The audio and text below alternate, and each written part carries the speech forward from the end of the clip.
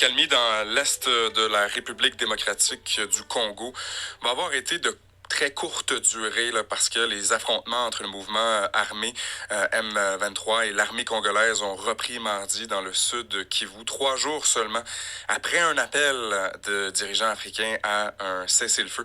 Et c'est justement pourquoi une manifestation pacifique se tient aujourd'hui pour dénoncer la violence et la crise humanitaire qui se déroule dans la région. On en discute avec le docteur René Vincent Chiboula. Bonjour, Monsieur Chiboula. Bonjour. D'abord, est-ce que vous pouvez nous dresser un résumé de la situation au Congo pour qu'on comprenne bien ce qui se déroule là-bas? Merci bien. Donc, ce qui se passe, c'est que je vous ai entendu parler de l'agression des M23, mais j'aimerais bien clarifier ici. Il ne s'agit pas des M23, mais il s'agit du Rwanda. Si on veut bien parler du gouvernement rwandais, parce qu'avec les Rwandais, nous sommes des frères et sœurs, mais le gouvernement rwandais, depuis 30 ans, comme vous connaissez l'histoire du génocide rwandais, oui. Oui, et depuis ce temps-là, il y a eu une grande traversée. Je ne peux pas rappeler toute l'histoire ici. Qu'il y avait un grand nombre de Rwandais qui ont traversé de l'autre côté. Et puis depuis là, ça s'est transformé à l'époque où nous connaissons le premier, le président Kabila, le père, qui a été armé par l'Ouganda et le Rwanda pour évidemment prendre la place de Mobutu. Et depuis ce temps-là, tout a été déjà prémédité, tout était bien préparé, mais le vrai problème, c'est que le M23, qui est un groupe armé, mais en réalité, derrière le M23, c'est le Rwanda. Et ça a pris des années pour pouvoir convaincre le monde entier que c'était le Rwanda qui était derrière tout ça. Et lorsqu'on parle de ce qui s'est passé récemment au mois de février ici, depuis d'ailleurs le mois de janvier, c'est le Rwanda qui a encore une fois de plus commis ces agressions. Et puis la vraie raison, c'est le pillage systématique des ressources minières du Congo. Donc, c'est un peu ça le but. Et puis, le problème, c'est que, comme vous le savez, le Rwanda n'a pas la capacité de faire tout ce qu'il fait sans la communauté internationale, surtout le groupe des pays membres de l'Union européenne, mais aussi les États-Unis. Donc, c'est connu tout ça et c'est dit, le rapport de l'Organisation des Nations Unies a bien clarifié, mais le monde se tait, tout le monde n'en parle pas. On parle ici de plus de 12 millions de morts, et nous, ça en est vraiment assez. On ne sait pas quoi faire. Tout ce qu'on peut faire, c'est de revendiquer, de parler aux Canadiens, de parler, de faire savoir notre frustration qui a assez duré. Et les viols systématiques, nous avons là ici 3 décennies des viols. Donc nous avons comme 3 générations, si on peut dire, des femmes violées. Donc une femme qui a été violée, 30 ans après, elle se voit encore violée, elle voit encore ses enfants violés.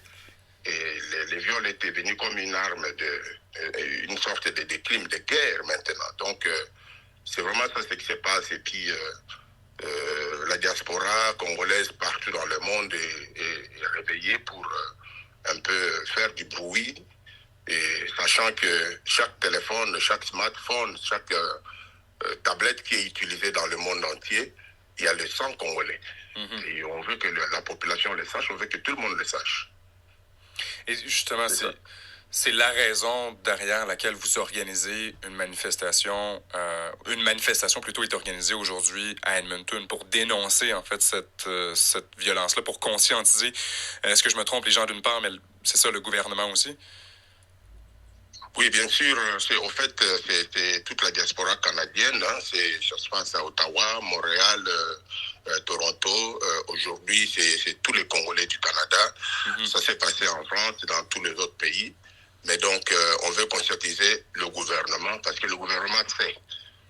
Le gouvernement sait qu'il y a des multinationales qui sont en train d'extraire les matières premières au Congo.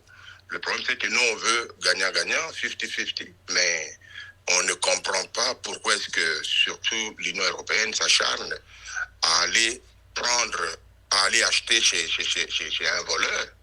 Et quand on vole, on achète chez un voleur, c'est qu'on est aussi voleur. Et c'est ce que nous, on veut faire connaître au monde, même si le gouvernement fait sourd oreille, mais on veut que la population le sache. C'est pourquoi on va marcher aujourd'hui. C'est délicat un peu comme question, mais vous-même, vous êtes originaire du Congo. Est-ce que vous avez bon espoir que la situation se résorbe un jour? Cette question peut-être répondue par l'Union européenne et les Occidentaux en général, parce que c'est eux qui tirent les ficelles depuis des années. Parce que rien qu'avec le Rwanda, en un jour, on peut finir cette guerre. Le problème, c'est que ça ne pourra jamais finir si les Occidentaux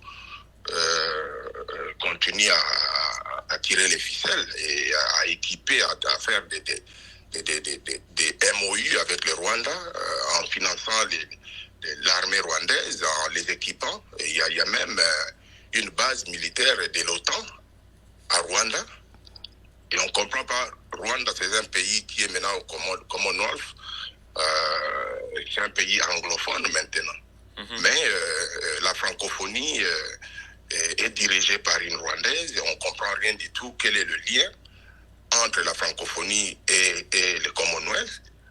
Il y a vraiment des choses aberrantes qu'on ne peut pas comprendre. On ne peut jamais comprendre ça. Alors, ce n'est pas à nous de finir cette guerre si les Occidentaux n'ont pas de volonté. Donc, c'est vraiment ça.